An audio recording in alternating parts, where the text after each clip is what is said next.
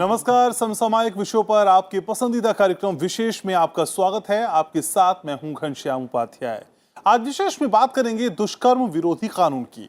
असल में महिलाओं की सुरक्षा के लिए देश में कई कानून हैं, बावजूद इसके देश की आधी आबादी का सच बहुत ही दर्दनाक और खौफनाक होता जा रहा है।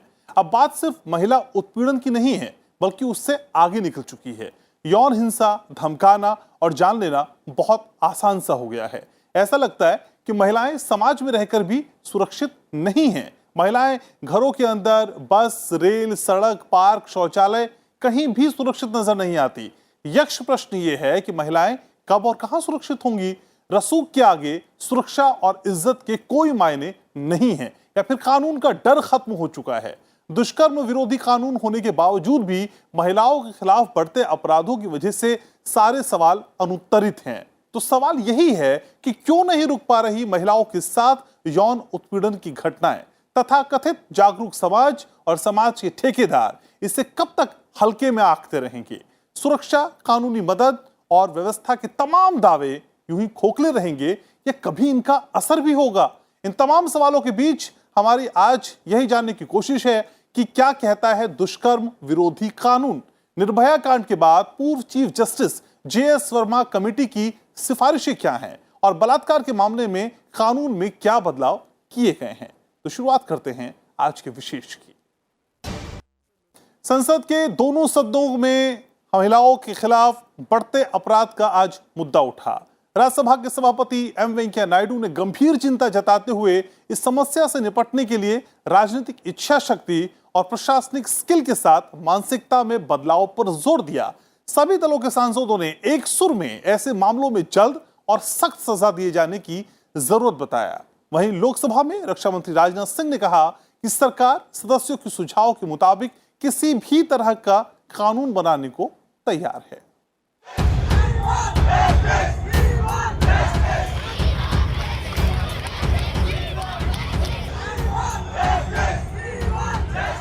हैदराबाद समेत देश के अलग अलग हिस्सों से गैंगरेप की घटना से लोगों में आक्रोश है। सड़क से लेकर संसद तक महिलाओं के खिलाफ बढ़ते अपराध पर चिंता जताई गई।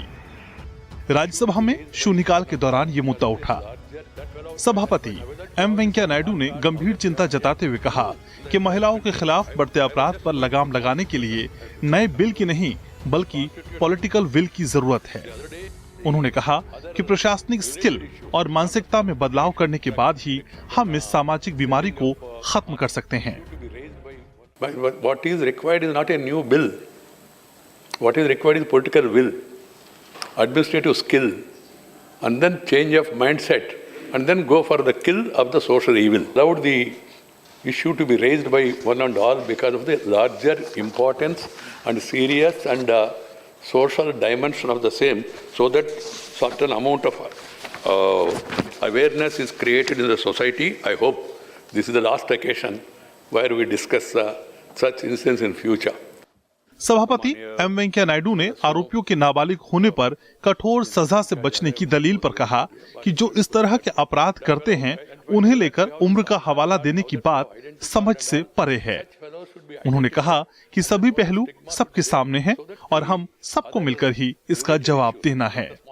फास्ट ट्रैक कोर्ट एक समाधान है, मगर फास्ट ट्रैक कोर्ट के बाद क्या है, वो प्रक्रिया है ना, जो next appeal. Then another issue is about the age. I would appeal to the country, to politicians, to political parties, members, to cutting across. There is again an argument. ये तो जुवेनल है, इनको मालूम नहीं वो क्या कर रहे हैं वगैरह। इसके बारे में भी सर गंभीरता से हम सब लोग रिविजिट करना चाहिए। जो दुष्कृत्य और अकृत्य कर सकते हैं, उनको उम्र से क्या लेना देना है? इस विषय के बारे में भी गंभीरता से हम लोग सब मिलकर सोचना चाहिए। इससे पहले राज्यसभा में सभी दलों के सांसदों ने एक सुर में ऐसे मामलों में जल्द और सख्त सजा दिए जाने की जरूरत बताई। सबका कहना था कि न्यायपालिका, विधायिका, कार्यकारी और अन्य व्यवस्था में शामिल सभी लोग एक साथ आएं ताकि सामाजिक सुधार हो सके। इस बीमारी को जड़ से खत्म करने के लिए पूरे देश, पूरे समाज को खड़ा होना होगा और हर लेवल पे खड़ा होना होगा। सबसे बड़ी ज़रूरत जो है कि जब भी ऐसा कोई दोषी पाया जाए तो पक्षपात से हटकर, चाहे वो धर्म का पक्षपात हो, पार्टी का पक्षपात हो, उससे ऊपर उठकर सख्त से सख्त कार्रवाई करनी चाहिए और सख्त से सख्त सजा देनी चाहिए। महिला सुरक्षा, महिला अधिकार, ये सब हमारे राजनीतिक संकल्पों में भी व्यक्त होने चाहिए और इसलिए समाज की मानसिकता बदलने में हम सब लोग आगे बढ़ कर के इन सारे प्रश्नों को मूल प्रश्न बनाकर इस पर सब मिलकर के कार्य करें और भविष्य में न्यायिक और कानूनी प्रणाली में जो सुधार हो सकते हैं उसके लिए हम सब मिलकर के एक समय सीमा के अंदर इसको लागू करने के लिए एक सबके सामूहिक संकल्प के साथ करें। तभी समाज में जिस प्रकार का संवेदनशील समाज है उसमें इस प्रकार की जो चुभन वाली जो विषय हैं ये समाप्त होंगे। Strong steps must be taken by bringing legislation, by setting up fast-track court and exemplary punishment, and that punishment should be publicized so that people can think twice before committing such heinous crime. There should be very strong. So India should now open up and see that 4 people who indulged in this heinous crime should be hanged before 31st of December. Fast track court should be immediately and daily hearing should be there and they have to be hanged before December 31st. अगर ऐसा इस तरह की चीज़ें कुछ countries में होती हैं वहाँ पब्लिक इसको जस्टिस देती है। मेरा सजेशन है, I know it's a little harsh but I think these kind of people need to be brought out in public and lynched properly. Right, Lok Sabha में भी महिलाओं के खिलाफ बढ़ते अपराध का मुद्दा उठा।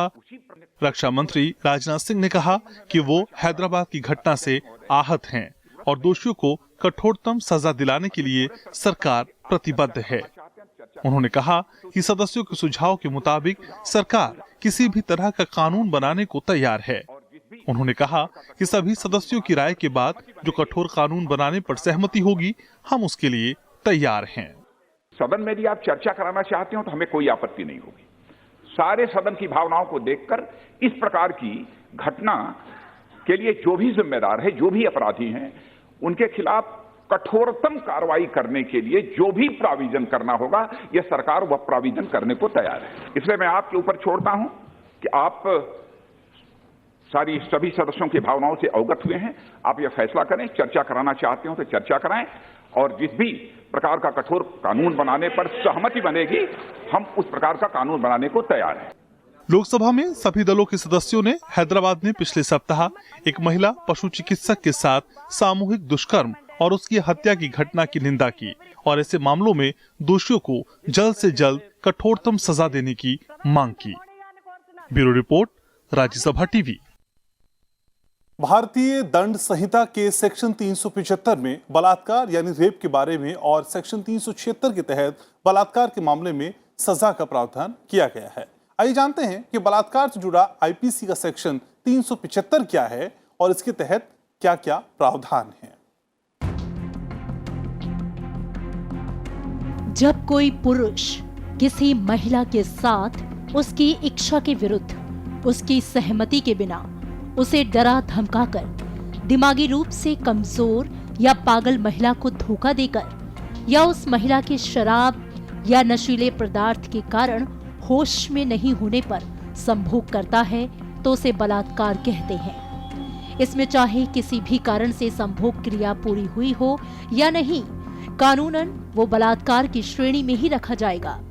अगर महिला की उम्र 18 वर्ष से कम है तो उसकी सहमति या बिना सहमति से होने वाला संभोग भी बलात्कार के अपराध में ही गिना जाता है। इंडियन पिनल कोड यानी कि आईपीसी के सेक्शन 375 के तहत बलात्कार यानी रेप को परिभाषित किया गया है। इसमें कहा गया है कि जब कोई पुरुष किसी महिला के साथ उसकी इच्छा के खिलाफ संभोग करता है तो उसे बलात्कार कहते हैं। आईपीसी के सेक्शन 375 के मुताबिक एक व्यक्ति को उस स्थिति में बलात्कार का दोषी माना जाएगा जब वो अपने लिंग को किसी भी हद तक एक महिला के मुंह, प्राइवेट पार्ट या शरीर के अन्य भागों में प्रवेश कराता है या उस महिला को उसके साथ या किसी अन्य व्यक्ति के साथ ऐसा करने के लिए कहता है।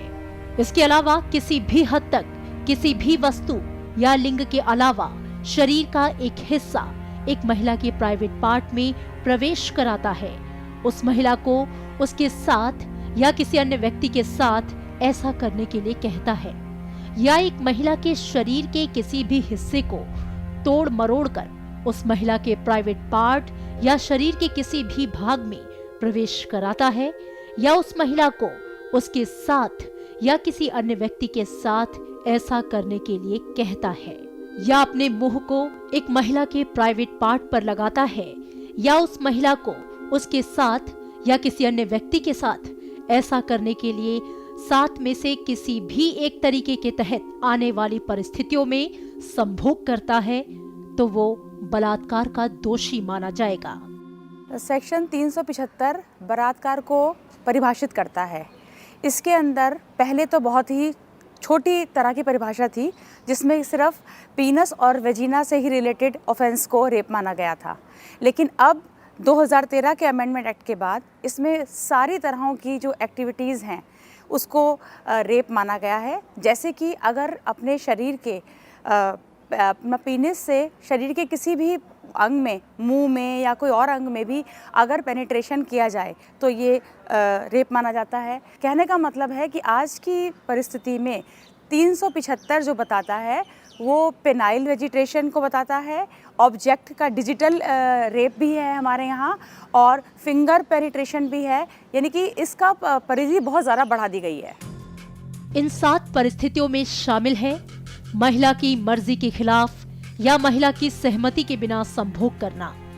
इसके अलावा उसकी सहमति से, जब उसकी सहमति उसे या उसके किसी परिचित व्यक्ति को डरा धमका कर हासिल की गई हो, जिसमें उसे अपने लिए या अपने परिचित के लिए मौत का डर हो या आहत होने का डर हो, साथ ही उस महिला की सहमति से, लेकिन ये जानते हुए कि वो उसका पति नहीं है, और महिला की सहमति दी जाती है क्योंकि वो मानती है कि वह वही पुरुष है जिसके साथ उसने कानूनन शादी की है। इसके अलावा महिला की सहमति के साथ जब शराब या किसी नशीले पदार्थ की वजह से होश में नहीं होने पर उसके साथ संभोग किया गया हो, अगर महिला की उम्र 18 वर्ष से कम है तो उसकी सहमति या बिना सहमति से होने वाला संभोग भी बलात्कार की श्रेणी में आएगा। और उस महिला की सहमति जब वह सहमति व्यक्त करने में असमर्थ है, हालांकि इस कानून में कुछ अपवाद भी शामिल हैं, जैसे कोई चिकित्सा प्रक्रिया या चिकित्सा के वक्त हस्तक्षेप बलात्कार नहीं माना जाएगा। इसी तरह किसी व्यक्ति का अपनी पत्नी के साथ संभोग बलात्कार नहीं माना जाएगा यदि पत्नी 15 साल से कम आयु की नहीं हो तो। देखिए, जब भी कोई पुरुष किसी महिला के साथ जबरदस्ती सेक्सुअल इंटरकोर्स करने की कोशिश करता है, उसको डरा धमकाकर, उसको बहला फुसलाकर, या उसको कोई शराब पिलाकर या कोई नशे का पदार्थ पिलाकर, या उसकी दिमागी हालत का फ़ायदा उठाकर ज़बरन उसकी इच्छा के विरुद्ध, सबसे बड़ी बात जो है इच्छा के विरुद्ध और उसकी सहमति के बिना, अगर कोई ज़बरदस्ती किसी महिला के साथ कोई फिजिकल अटैक करता है और उसके साथ सेक्सुअल इंटरकोर्स करने की कोशिश करता है तो उसको रेप कहते हैं। और इसकी जो सज़ा है 7 साल से लेकर उम्र कैद तक भी हो सकती है। हमारा जो कानून है, ऐसे जो घिनौने हरकत करते हैं हमारे देश के अंदर, उनके ऊपर बहुत सख्ती से पेश आता है। आईपीसी के सेक्शन 375 में जहां बलात्कार के अपराध के बारे में बताया गया है, वहीं सेक्शन 376 के तहत इसके लिए सख्त सजा का प्रावधान भी किया गया है। इस सेक्शन के तहत अगर किसी भी महिला के साथ बलात्कार करने के आरोपी पर मुकदमा चलाया जाता है और वो दोषी साबित होता है तो उसे 7 साल से लेकर उम्र कैद और कुछ मामलों में फांसी की सजा भी हो सकती है। Bureau report, Rajya Sabha TV. 2012 में हुए निर्भया रेप केस के बाद जस्टिस JS वर्मा की अध्यक्षता में गठित कमेटी ने बलात्कार की परिभाषा को काफी व्यापक बना दिया। आइए डालते हैं नजर रेप कानून यानी सेक्शन 375 में हुए बदलाव पर।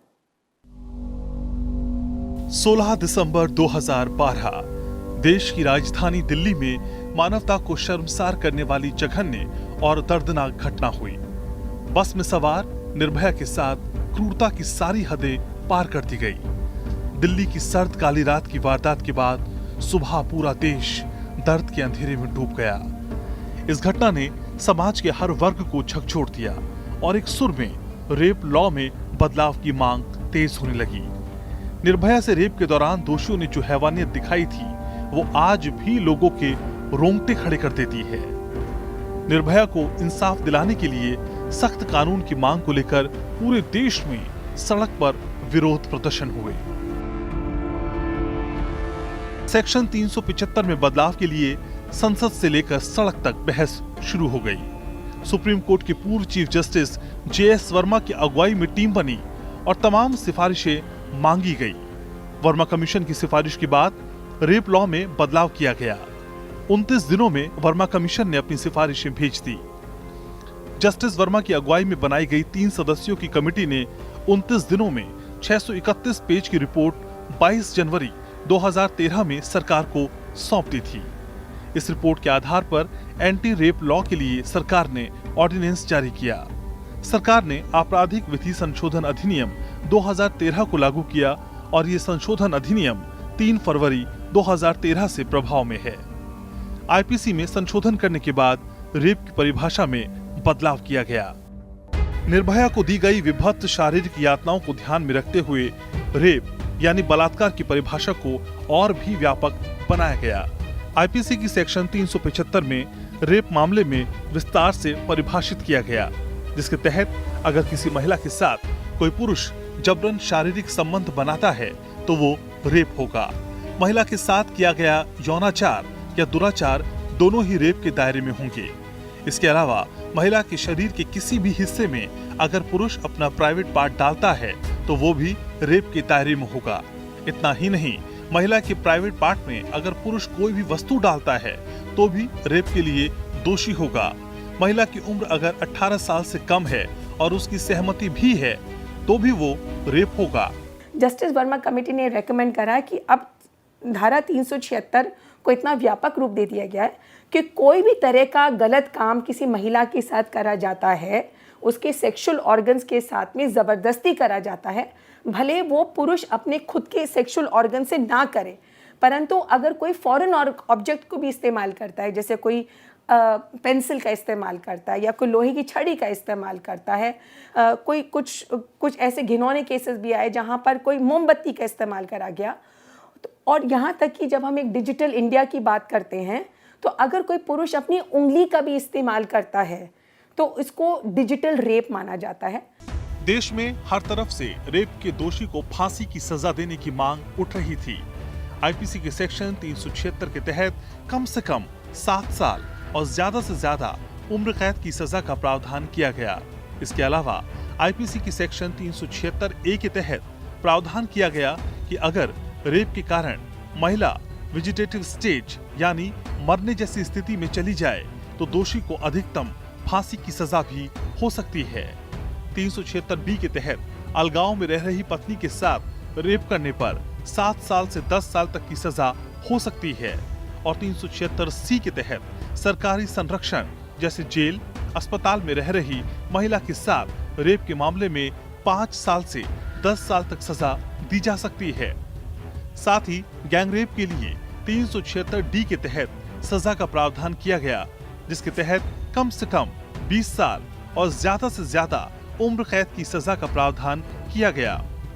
376E के तहत प्रावधान किया गया कि अगर कोई शख्स रेप के लिए पहले दोषी करार दिया गया हो और वो दोबारा अगर रेप या गैंगरेप के लिए दोषी पाया जाता है तो उसे उम्र कैद से लेकर फांसी तक की सजा होगी।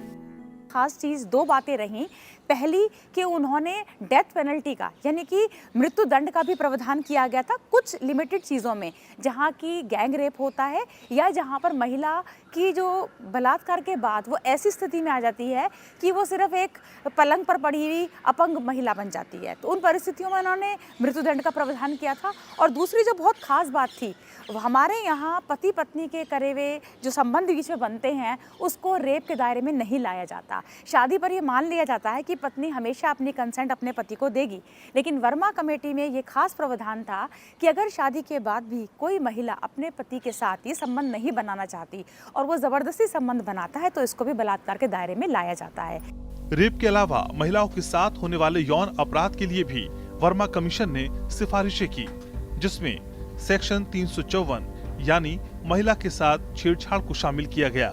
सेक्शन 354 के तहत दोषी पाए जाने पर पहले 2 साल की सजा का प्रावधान था। छेड़छाड़ का दोषी पाए जाने पर इसे बदलकर कम से कम 1 साल कैद और अधिकतम 5 साल कैद की सजा का प्रावधान कर दिया गया। साथ ही इसे गैर जमानती अपराध की श्रेणी में डाल दिया गया। 354 के तहत कई सब सेक्शंस जोड़े गए, जैसे अगर कोई शख्स किसी महिला के साथ अशोभनीय और सेक्सुअल नेचर का व्यवहार करता है तो आईपीसी की सेक्शन 354A पार्ट 1 के तहत कोई शख्स महिला से सेक्सुअल डिमांड या फिर आग्रह करता है तो आईपीसी की सेक्शन 354A पार्ट 2 के तहत शख्स किसी महिला को उसकी मर्जी के खिलाफ पोर्नोग्राफी दिखाता है तो आईपीसी की सेक्शन 354A पार्ट 3 के तहत और महिला को जबरन कपड़े उतारने पर मजबूर करने या उतारने पर केस दर्ज किए जाने का प्रावधान है। सेक्शन 354 के तहत दोष साबित होने पर 3 से 7 साल तक की कैद की सजा का प्रावधान किया गया है। 354D के तहत स्टॉकिंग करने का दोषी पाए जाने पर 3 साल की सजा का प्रावधान किया गया है। अगर किसी महिला पर बलात्कार किया जाता है तो उसकी सजा कम से कम 7 साल है और ज़्यादा से ज़्यादा उम्र कैद हो सकती है। लेकिन इसमें एक दूसरा सेक्शन है जिसके अंदर बड़े कठोर दंड का प्रावधान है, क्योंकि वो बड़ी विशिष्ट परिस्थितियों में किया गया अपराध होता है। जैसे कि मान लीजिए कि बलात्कार किसी पुलिस अधिकारी ने किया है, किसी आर्मी के ऑफिसर ने किया, किसी पब्लिक सर्वेंट ने किया, किसी जेल के सुपरिटेंडेंट ने किया, किसी मेडिकल हॉस्पिटल के सुपरिटेंडेंट ने किया, जहाँ पर वो महिला उसकी सुरक्षा में है। और इसके अलावा अगर किसी गर्भवती महिला पर बलात्कार होता है, अगर कोई महिला जो कि अपनी कंसेंट देने के दिमागी तौर पे सही नहीं है, उस महिला पर बलात्कार होता है, या एक ही महिला पर बार बार बलात्कार होता है, या बलात्कार के दौरान उस महिला को ग्रीवियस चोटें लगें या वो ज़िंदगी भर के लिए अपंग हो जाए, ऐसी 14 परिस्थितियां विशेष बताई गई हैं जिनके तहत बड़ी सज़ा का प्रावधान है, जिसमें कम से कम 10 साल और ज़्यादा से ज़्यादा उम्र कैद है। और उम्र कैद भी जब तक वो इंसान जिएगा तब तक। तो ये बहुत बड़ा प्रोविज़न है जिसमें कि जब उसकी अपनी ज़िंदगी ख़त्म होगी तभी वो इस कैद से आज़ाद होगा, उससे पहले नहीं। जस्टिस वर्मा कमीशन ने बलात्कार पीड़ित के 2 फिंगर टेस्ट को भी अमानवीय, अवैज्ञानिक और निजता के अधिकार का हनन करार दिया, जिस पर रोक लगा दी गई। रेप मामलों की जल्दी सुनवाई के लिए फास्ट ट्रैक कोर्ट के गठन पर जोर दिया गया और रेप पीड़ित की चिकित्सा से लेकर विधिक सहायता एक ही स्थान पर उपलब्ध कराने के लिए वन स्टॉप सेंटर की स्थापना पर जोर दिया गया। Bureau report, Rajya Sabha TV. बच्चों के साथ होने वाले यौन अपराध को रोकने के लिए सरकार ने यौन अपराधों से बच्चों का संरक्षण संशोधन विधेयक 2019 पारित किया। आइए चलते चलते जानते हैं इस कानून के मुख्य प्रावधानों के बारे में।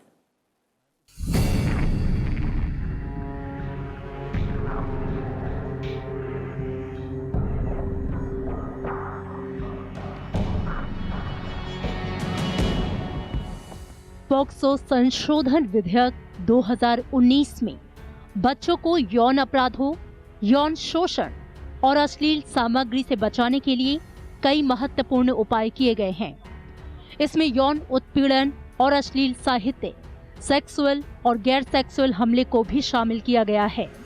पेनिट्रेटिव यौन हमला के तहत किसी बच्चे के वेजाइना, मुंह, यूरेथ्रा या एनस में पेनिट्रेट करने के साथ ही बच्चों से गंदी हरकत करवाना या बच्चे के शरीर में कोई वस्तु डालना शामिल है। इसके अलावा मुंह से बच्चे के शरीर के किसी अंग को लगाना भी शामिल है।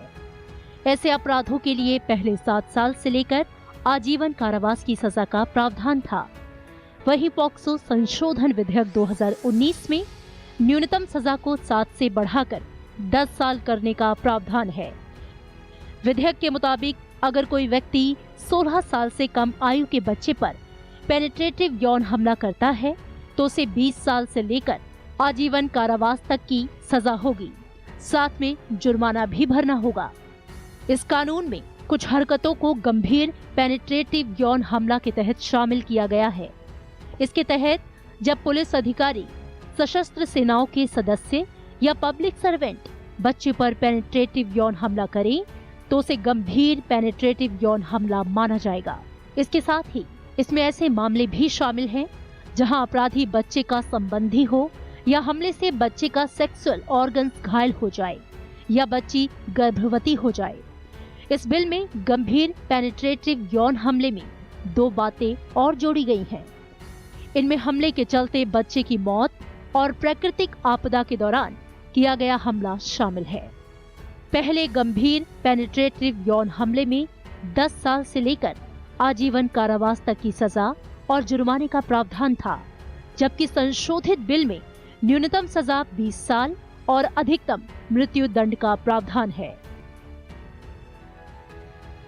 इस कानून में चाइल्ड पोर्नोग्राफी को विशेष रूप से परिभाषित किया गया है ताकि ऐसे अपराधों को रोकने में मदद मिल सके। इसके मुताबिक अगर कोई व्यक्ति यौन सुख पाने के लिए किसी प्रकार से मीडिया में बच्चे का इस्तेमाल करता है तो वो पोर्नोग्राफी उद्देश्य के लिए दोषी माना जाएगा। साथ ही उन व्यक्तियों को भी दोषी माना जाएगा जो पोर्नोग्राफिक मकसद के लिए बच्चों का इस्तेमाल करने के दौरान उन पर यौन हमला करते हैं। इसमें कमर्शियल उद्देश्य के लिए पोर्नोग्राफिक सामग्री का स्टोरेज करने पर सजा का प्रावधान है। इस तरह के अपराध के लिए न्यूनतम 3 साल और अधिकतम 5 साल सजा का प्रावधान के साथ ही जुर्माना भी भरना पड़ सकता है। इसके अलावा इसमें बच्चों से संबंधित पोर्नोग्राफिक सामग्री के स्टोरेज से जुड़े 2 और अपराधों को जोड़ा गया। इनमें बच्चों से संबंधित पोर्नोग्राफिक सामग्री को नष्ट, डिलीट या रिपोर्ट करने में असफलता और ऐसी किसी सामग्री को ट्रांसमिट, प्रचारित या प्रतिबंधित करना शामिल है। दरअसल संशोधित कानून का मकसद बच्चों के हितों की रक्षा करना और उनका कल्याण सुनिश्चित करना है। इस कानून में बच्चे को 18 साल से कम उम्र के व्यक्ति के रूप में परिभाषित किया गया है और हर स्तर पर उनके हितों को सर्वोच्च प्राथमिकता देते हुए उनके शारीरिक, मानसिक और सामाजिक विकास को सुनिश्चित किया गया है। Bureau report, Rajya Sabha TV.